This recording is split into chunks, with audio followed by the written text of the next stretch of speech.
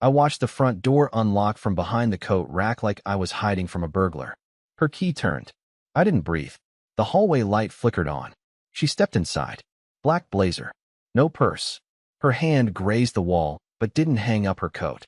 She didn't even flinch when she passed the framed photo of us from 3 Christmases ago, the one she insisted on printing in sepia, like we were some vintage love story. She walked in. She didn't even look at me. I stood there, in full view, holding a glass of water that had gone warm hours ago. Not moving. Not blinking. Just waiting for something. A glance. A grunt. A single syllable. Nothing. She passed within 2 feet of me. Her eyes went to the mail pile on the counter. Not to me. Not to my trembling hand. Not to the plate of food I hadn't touched since 6:30 p.m. She opened the fridge. Took out oat milk. Drank from the carton. No words. Then she walked down the hall and closed the bedroom door. Quietly. Like she didn't want to wake anyone. Only there was no one to wake. Only me. And I was already wide awake. I didn't sleep that night. Not out of anger. Not even heartbreak. I didn't sleep because every time I blinked, I saw the nothing in her eyes. The space where love should have been. The vacuum that used to be my home. By 3 a.m., I had packed a bag. Not to leave, but to go somewhere. To do something. Something I'd been putting off for months, maybe years. Something I hadn't had the courage to face until she walked past me like I was a ghost. I didn't rage. I didn't cry. I unplugged the camera in the living room, pulled the memory card, loaded it into my laptop, and when I hit play, I stopped being her husband. I became her consequence. The video started like nothing. Just her back. She walked in at 7:14 p.m., heels clicking softly on the wood floor. She dropped her keys, tied her hair back, and scrolled her phone for a solid 2 minutes in silence. Her face lit up from the screen. She smiled. Not at me. Not even thinking of me. Noelle sat down on the couch. The same couch I bought on clearance at that dusty furniture store where she used to say everything smelled like divorce and mothballs. She sat exactly where I always sit. She curled into the spot like it was hers now. Then the text tone went off. She didn't check it immediately. That was weird. She waited. She stared at it like it owed her something. Then slowly, deliberately, she picked it up, read the screen, and smiled. Smiled in that way I hadn't seen in months. That stupid, weightless, floaty-lipped smile. The kind she used to give me when I'd leave dumb sticky notes on her lunchbox with little puns like, "Have a super day," when I packed soup. The timestamp ticked forward. 7:19, she typed something. 7:20, she got a response. 7:21, she typed faster. Face flushed. Eyes darting. 7:23, she pulled her feet up, giggling. Giggling. Alone in a room she never even laughed in anymore. That's when I realized she wasn't lonely. She was occupied. She wasn't tired. Or stressed. Or distant. She was entertained by someone who wasn't me. That's when I did something I promised myself I'd never do. I opened her old iPad. She didn't use it much anymore, but it was still connected to her cloud account. I know, I crossed a line. I get it. I'm not proud. But I was already unraveling, and I needed answers more than I needed to protect her privacy. Messages. Photos. Calendar events. There was a name. A saved contact with a single initial, D. Not even a name. Just a bold letter. Like some comic book villain. D. And then, there they were, dozens of texts. Quick bursts. Voice memos. Inside jokes I didn't understand. But then I read one message. It hit me so hard, I actually dropped the tablet. He still doesn't have a clue. Your terrible smiling face with horns. And she replied with, he thinks I'm just tired again tonight. I don't even feel bad anymore, lol. I don't even feel bad anymore, lol. Let that sink in. I sat there for 10 minutes, just staring at that screen. My heart wasn't pounding. My eyes weren't tearing. I was just empty, like my whole body had been unplugged. I had believed her when she said she was tired. I had offered to sleep on the couch, told her to take time for herself, suggested spa days, girls' nights, weekend silence. She took it all and gave it to him. I didn't know who D was yet, but I knew what he was. He was the place she went to laugh, and I was the place she returned to lie. I didn't rage. I didn't throw the iPad. I sat there, watching the seconds crawl across the timestamp of a life I no longer understood. Then something happened. 8:02 p.m. On the camera. Her phone lit up. She jumped. Literally flinched. Stood up fast. She changed her shirt. That same gray one she always tells me is too casual for dinner. The one she never wears when we go out. She dabbed her neck with perfume. And she left. No bag. Just phone. Just lipstick. She walked out our front door at 8:07 p.m. And the next time I saw her again was exactly 4 hours later when she came home, didn't look at me, and walked into the guest room. Now I knew why. Now I knew who she was smiling for. And now I knew what I had to do. Not scream. Not beg. Not text some pathetic, please don't. No, this had to be planned. Because the version of me she remembered, the soft, spineless, good little husband, he wasn't going to handle this. But someone else would. By the time she came home that night, her shoes in her hand, her hair slightly curled from humidity, her lips glossed, I had already deleted everything from the iPad. Not because I wanted to protect her, because I wanted her to feel safe. I needed her to think I was still in the fog, still docile, still conveniently stupid. I needed her to think she still held the leash. She stepped through the front door at 12:07 a.m. I was still on the couch. I had changed into an old college hoodie and turned on a documentary I wasn't even watching. The screen showed underwater cave divers exploring some ancient tomb in the Mediterranean. My face was lit up blue. I looked peaceful. I looked dumb. She didn't say anything. She walked past me. Again, though this time her eyes flicked toward the TV, probably just to make sure I hadn't moved. She went into the bathroom. I heard the water run, heard the toothbrush, heard the medicine cabinet click. Her routines were always so exact. Same amount of mouthwash gurgled. Same light switch rhythm. It was almost admirable. But here's the thing about routines. They're easy to predict. And when someone's predictable, you can build a plan. That night, as soon as she shut the guest room door, I opened my phone. Not to text a friend. I don't have many left. Not to call family. My brother warned me years ago, and I ignored him. I opened notes. A fresh one. And I wrote. Phase 1, observe. Phase 2, confirm. Phase 3, let her feel safe. Phase 4, burn it down without a match. The next morning, I left early. Earlier than usual. No coffee made. No dish left in the sink. Just vanished. I even turned off location tracking on our shared apps. Something she probably wouldn't notice unless she needed to cover her tracks too. I took a long, slow walk around downtown. I stared into cafe windows, watched couples laughing over croissants, one guy wiping butter off his girlfriend's nose. I used to think those scenes were cheesy. Now they look like science fiction. At 9 a.m. sharp, I walked into a place I never thought I'd enter again, her office building. Not hers, technically. The one she works in. Corporate glass walls. Fake smiles. Too much perfume and not enough personality. I waited across the street. In the reflection of the bakery window, I watched her exit the parking garage elevator with two people. One was her friend from HR, Dahlia. The other? A man in a navy trench coat. Slim. Balding slightly. Smirking. She bumped his arm playfully as they walked. He touched her back. Not long. Just a tap. But not innocent. And she didn't flinch. She leaned in. He said something. She laughed. Tossed her hair. It was him. D. I wanted to walk across the street. I wanted to tap him on the shoulder and say, "Hey, I think you left something on your shirt. Oh wait, it's my wife." But no, that's not what Phase 4 looked like. So instead, I watched. I documented. I noted the make of his car. Took photos. Wrote down the license plate. Everything clean. Everything time-stamped. I wasn't building revenge. I was building a case. By noon, I had already cross-referenced his name through the company website. Drew Cartwright, senior legal analyst. Divorced. 2 kids, alternate weekends. Instagram full of mountain biking and blurry steak dinners. Captioned with earned not given. I wanted to vomit. Back home, I sat on the edge of our bed and stared at our closet. Her side still smelled like lavender sachets and whatever perfume she'd started using recently. The one I never commented on because I never saw her long enough to. I opened her nightstand. Inside, an old Polaroid of us from when we went to Boston for that failed anniversary trip. A candle, lip balm, and a small black box. Inside the box, a hotel keycard, not for somewhere local, for somewhere 2 cities over. Niles Field Grand Hotel. No date, no room number. But it was enough. Because that keycard was not from before. It was recent. Crisp edges. No dust. I felt something shift in me again. The sadness was still there, but it was shrinking. Being replaced by something calmer. Something colder. That night, she came home again. She microwaved leftovers I had made days ago. Didn't say thank you.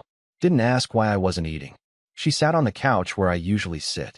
Scrolled her phone. Laughed softly at something. Probably D. I sat across from her. And I said, "How was work?" She froze. For the first time in weeks, she looked me in the eyes. I smiled. Not like a husband. Like a man watching his house catch fire, and not lifting a finger to stop it. She blinked. The smile faded. I sipped water and waited. Tomorrow was Friday. And by Saturday morning, the foundation of everything she thought was untouchable would be rubble. I let her believe the silence was peace. That was my secret weapon, not reacting. I let her drift through the next morning as if nothing beneath her was shifting. She even hummed while applying mascara. Something upbeat, unfamiliar. Probably whatever garbage playlist D had sent her the night before. I didn't ask. She left the house wearing the red coat she never used to like. I remember the exact words when she bought it. Makes me look like I'm trying too hard. But now she wore it like a costume. Like she wanted someone to notice. I didn't kiss her goodbye. She didn't expect me to. As soon as her car backed out of the driveway, I walked upstairs, not to mope, not to cry, but to start setting traps. Quiet ones. The kind that hum in the background while everything else looks normal. I opened my laptop and went back to the hotel's website. Niles Field Grand Hotel. Fancy enough to have pillow menus, tacky enough to leave Google reviews that mentioned slow elevators and weird stains. But here's what caught my eye. Their reservation system was old, clunky, and still showed an option to look up your booking with just an email or phone number. Guess what I had? Both. Her Gmail autofills everywhere, and she's lazy with her password manager. I ran through the combinations, and after 2 tries, I was staring at it. Room 503. Saturday night. 2 guests. Check-in, 4 p.m. Check-out, 11 a.m. The name on the reservation? Not hers. His. Drew Cartwright. And under special requests, it said, "Please include rose petals on bed and 2 extra towels." How poetic. How predictable. My stomach tightened, but not from heartbreak anymore. From control. I had leverage now. Timeline. Proof. Physical evidence. I took screenshots of everything, stored them in a separate cloud folder, backups of the backups. I wasn't just watching a marriage fail anymore. I was archiving it. And yet, I didn't feel powerful. Not yet. I still felt like the guy who folds laundry with perfect corners and gets ignored for it. But now I was that guy with a chessboard. And she was walking directly into a trap thinking it was just another night of cheap wine and sleazy hotel sheets. At noon, I drove out to a spot I hadn't visited in years. The edge of Lake Hanlo. Empty in winter, perfect in its isolation. I used to go there before we got married, back when I still made music.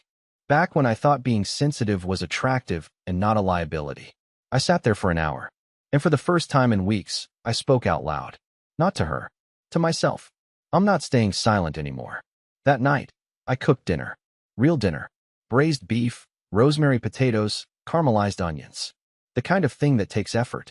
And patience. And smells like the life she threw away. She came home late again. Claimed it was an after-hours filing situation. Her lie was so thin I could see straight through it. Still, I smiled. I offered her a plate. She blinked like I was speaking another language. "Oh, I already ate." "Of course," I said. "Long day." She nodded. Avoided eye contact. Her posture was all wrong. Nervous, like I was suddenly dangerous.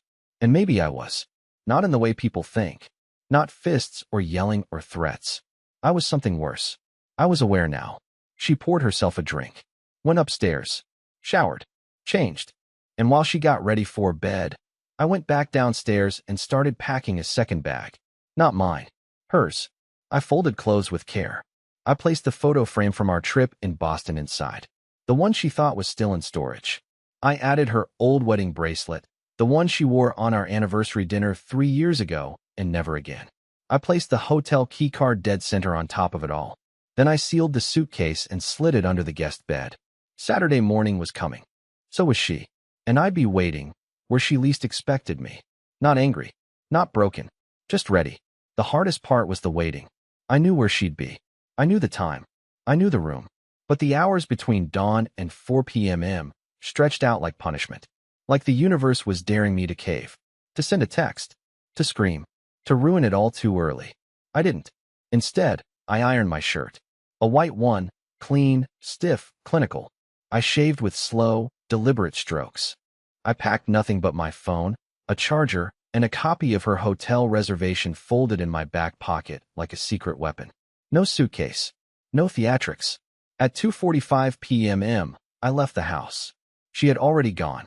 She claimed she had to meet Dahlia at a bridal shop for a last-minute fitting.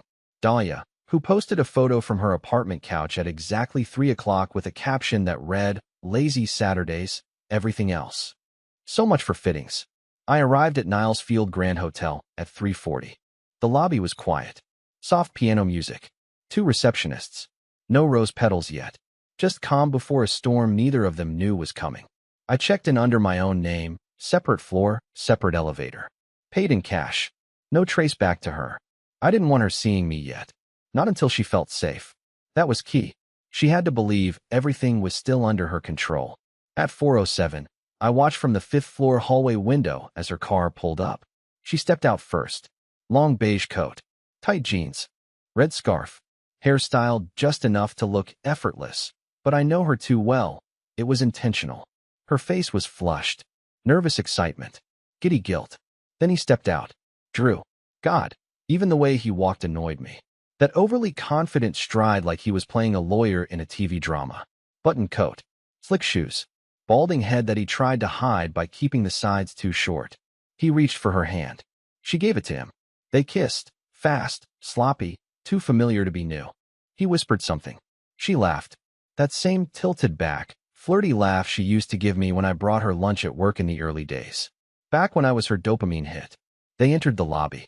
I stepped back, just out of the security camera's view, and headed toward the service stairwell. Room 503. They didn't know I'd already been there. Earlier that week, I made a quiet call to the hotel pretending to be Drew. Claimed I'd dropped something under the bed on my last visit. Asked if I could come by in advance to place something romantic before surprising my date. They bought it. A fake business card helped. I had entered the room at noon. I had placed a second hotel key in a sealed envelope. On it was a note. Open this envelope only when she's in the shower. Tell her you love her. Tell her you're serious. Then hand her this key. And tell her to follow the instructions inside. What instructions? Mine. In her suitcase, the one I'd packed for her the night before, I had added one final item. A letter. In my handwriting. Folded with the precision of someone who's had years of practice writing birthday cards for someone who stopped reading them halfway through. But she wouldn't find it until later. I waited across the hall in the empty linen closet, door cracked just enough to hear their voices through the drywall. He made a joke. She laughed. Shoes hit the floor. Zippers. A drink being poured. She asked him if he wanted to shower first or together. He said, "Let me warm it up." That was my cue. I stepped out and walked straight to their door. No knocking. Just swiped the stolen keycard and pushed it open slowly. Empty main room. Light on in the bathroom. Muffled humming. And then I placed her suitcase right by the foot of the bed where she couldn't miss it. I sat on the chair by the window. Quietly. Calmly. And I waited. 5 minutes later, she came out in a towel. Saw the suitcase. Stopped. Frozen. Her mouth opened. Closed. She blinked twice. The confusion was perfect. The panic came next. She looked around. Checked the hallway. Looked under the bed, as if I might be hiding there like a boogeyman. Then she saw the letter. She opened it. She read the first 2 lines. Her knees buckled just slightly. And that's when I stood up, stepped into view, and said 5 words I had waited months to say. "Do I have your attention?" She gasped. She covered her chest, more out of shame than modesty. And then she cried. But I didn't. Not anymore. She dropped the towel. Not out of seduction. Out of sheer, paralyzed panic. Her knees buckled so fast she didn't even notice it had fallen until she was crouched behind the bed, arms wrapped around herself, trembling like a kid who got caught sneaking out after curfew. And me? I just stood there, frozen for a second, not with indecision, but with clarity. I had imagined this moment so many different ways. Slapping him, screaming at her, throwing a chair through the hotel window. But in reality, it all felt quieter, sadder, like the final echo of something long dead. Drew came out of the bathroom, hair wet, towel around his waist, phone in hand, still humming. When he saw me, his body jerked like a puppet whose strings got yanked. His lips parted. What the? I raised one hand. Just my hand. That was all it took to shut him up. He looked to Noelle, confused, betrayed, and completely exposed. I almost felt bad for the guy. Almost. But not quite. I had been kind once. Kind for too long. This was the version of me that kindness built. Noelle, I said, voice calm. Why don't you tell Drew how long you've been lying to both of us? She didn't speak. She stared at the floor like it would crack open and swallow her. 6 months, I said. That's what the data says. 6 months of late nights, guest rooms, secret texts, and weekend business trips that somehow never showed up on your firm's calendar. Drew stepped forward. Hey man, listen. I cut him off with a laugh. Not a loud one. Not bitter. Just tired. She told you I was abusive, didn't she? I said, eyes locked on him. That I was cold, distant, controlling. That I hadn't touched her in months. That I slept on the couch and didn't notice her anymore. His eyes darted again. She looked up, mortified. You're not the first affair to get the sob story. But you were the dumbest one. Because you left a trail so obvious. Even her shared Uber receipts gave you up. I pulled the folded papers from my back pocket. Tossed them onto the bed. Their reservation. Her text logs. A screenshot of Drew's little smirking profile on an app they both swore they didn't use. He looked at them and didn't say a word. Just one deep exhale, like he'd realized something too late. She finally spoke, barely above a whisper. I never meant for it to go this far. I tilted my head. Which part? The lying? The gaslighting? Or the part where you moved out emotionally 8 months ago, but kept sleeping in the bed I paid for so you wouldn't have to explain it to your mother? Silence. Then she asked me something I'll never forget. Her voice cracked, face pale, hands trembling. Are you going to hit him? I blinked. And I laughed. Not out of humor. Out of disbelief. You really think I'm here for him? I turned to Drew, gestured toward the door. You can leave. You were never the story. He didn't wait for permission twice. He pulled his pants on without underwear, grabbed his keys, and disappeared so fast I could still smell his shampoo in the doorway after it closed. And then it was just her and me. She tried to speak, tried to explain. Her mouth moved, but nothing came out that mattered. I sat down on the edge of the bed. Not next to her, just near enough that she'd feel the tension. I wrote you a letter, I said. I know, she whispered. No, not that one, I said. Another one. The one you'll find inside the suitcase when you finally decide to go wherever it is people like you run to when they've exhausted all their safety nets. She turned her head slowly. Where is it? In the lining. She paused. And then she asked, what does it say? I stood up, walked to the door, and turned back one last time. It says goodbye like you always wanted. But it doesn't say I forgive you. And it doesn't say I'll be okay. Then I left. Not because I wanted to walk away dramatically, but because I couldn't stand the sound of her crying anymore. She was good at that, crying at the end. But I was even better at seeing it coming now. And what she didn't know yet was that this was only part of what I had planned. Because emotional damage wasn't the only thing she'd left behind. She left a trail. And it led to something much, much bigger. You don't walk away from something like that and go straight to peace. I didn't drive home after leaving the hotel. I didn't go to a bar. I didn't call a friend. I drove to the cheapest motel I could find with fluorescent lights, bad cable, and curtains that smelled like 1987. I paid cash and didn't give a name. I didn't want silence. I didn't want revenge. I didn't want anything. I just wanted to stop existing for a while.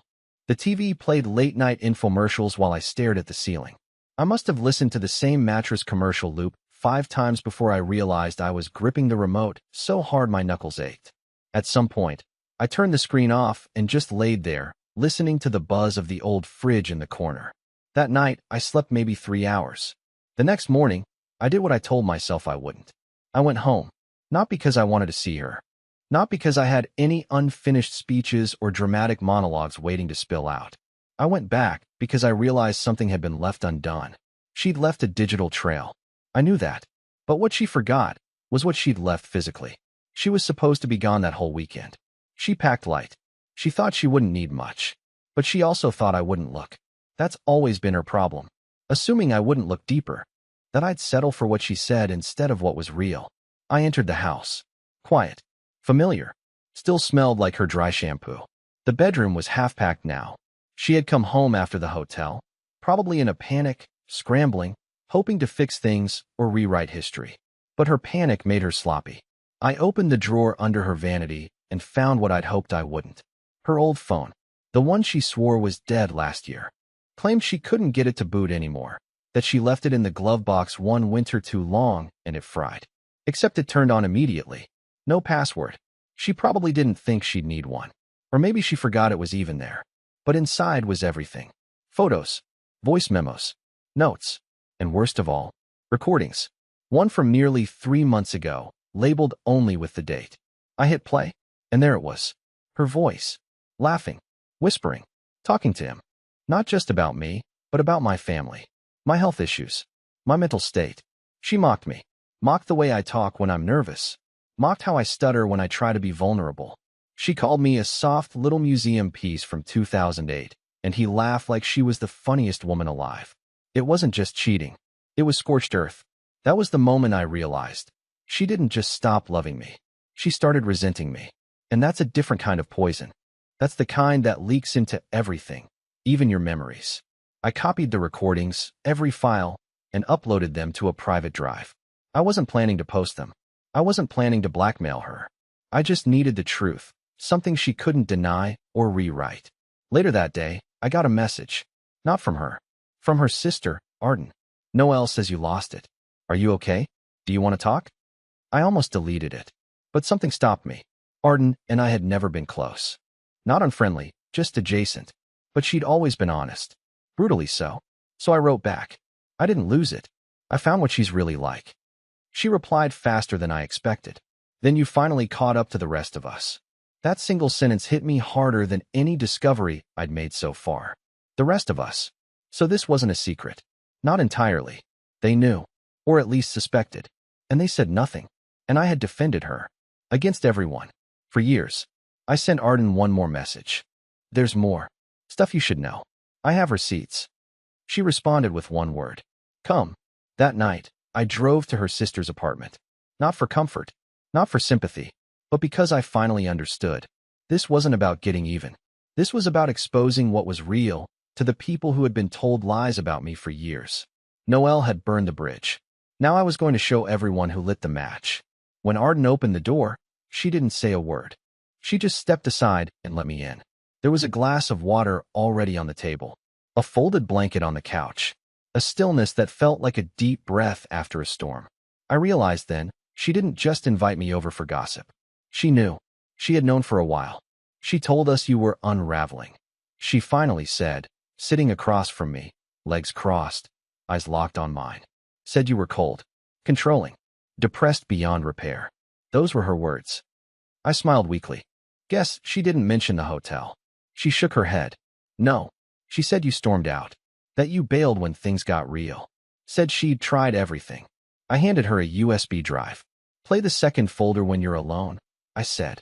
The voice recordings, the texts. I don't need anyone to pick sides. But if you're still speaking to your parents, they deserve to know who they've been defending. Arden took the drive without hesitation. Can I ask you something? She said. Sure. Why didn't you destroy her? Go public? Email the whole family. I thought about that for a long second. Then I said, because I don't want to be tethered to her story forever. I want my exit to be quiet. Clean. Mine. That night, I returned to our home one last time. She wasn't there. Her half of the closet was gone. Most of it, anyway. She'd left behind a single box of things she probably couldn't carry. Books, old cards, a framed wedding photo, and a shirt she stole from me in college that she used to wear to bed when we still meant something to each other. I didn't cry. I just sat with it for a moment. Then I took the box and walked it to the porch. Set it down. Closed the door. Inside, I started over. Literally. I opened every curtain. Let the sun in. Pulled the sheets off the bed. Tossed them in the trash. Booked a cleaning service. Booked therapy. Booked a solo trip to New Mexico, someplace I always wanted to go and never did because she hated deserts.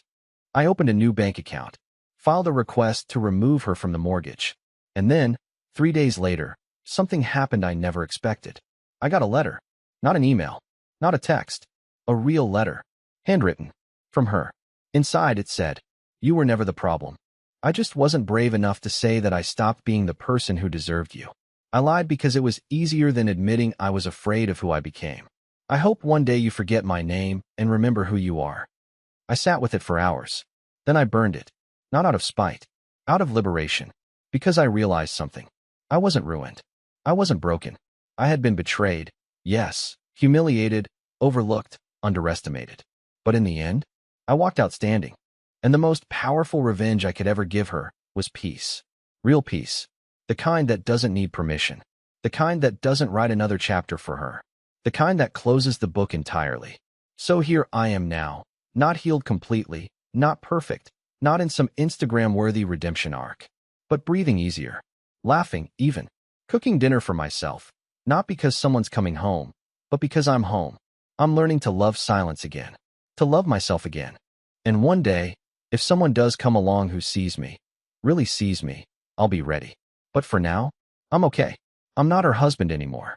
I'm me again. And honestly, that's the happiest ending I could have asked for.